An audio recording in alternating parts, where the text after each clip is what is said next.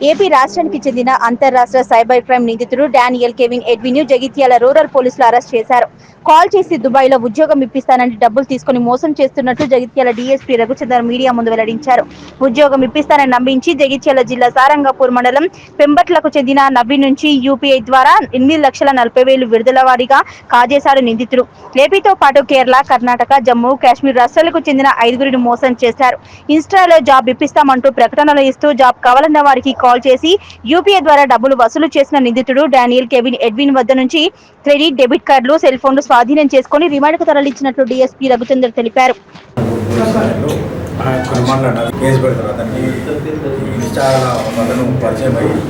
Dubai పంపిస్తామని చెప్పి తన దగ్గర దాదాపు 8,40,000 రూపాయలు విడుదల వారికి వసూలు చేస్తాం.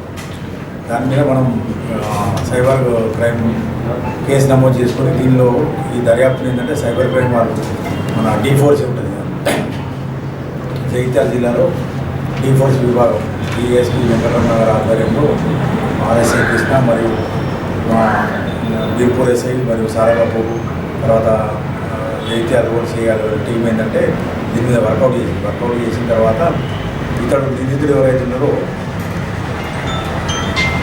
నిందితుడి పేరు డానియల్ కెవిన్ ఎడ్విన్. ఇతడు కాకినాడకు సంబంధించిన వ్యక్తి.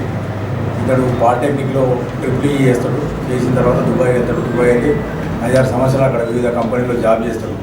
జాబ్ చేసి అక్కడ నుంచి జాబ్ రాబట్టుకొని మళ్ళీ ఆంధ్రప్రదేశ్ కాకినాడకు వచ్చి అక్కడ ఇట్లా ఆన్లైన్ ద్వారా మోసాలు చేయడం స్టార్ట్ చేస్తాడు. ఇతని హాబీ ఏంటంటే ఇన్స్టాలో ఎవరైనా కానీ సోషల్ మీడియాలో కానీ మాకు విదేశాలకు వెళ్ళాలి కావాలని అనుకున్నప్పుడు వాళ్ళ నంబరు ఆన్లైన్ ద్వారా సంపాదించి వాళ్ళని ఏంటంటే మేము దుబాయ్ పంపిస్తాం, విదేశాలకు పంపిస్తామని చెప్పేసి వాళ్ళకి కాంటాక్ట్ చేసి ఏంటంటే డబ్బులు వసూలు చేస్తారు. ఇట్లా ఇతను కేరళ, ఆంధ్రప్రదేశ్, కర్ణాటక మరియు జమ్మూ కాశ్మీర్ల యువకులను కూడా ఇలాగనే మోసం చేసి దాదాపు ఇతని మీద 6 కేసులు ఉన్నాయి వివిధ రాష్ట్రాల్లో.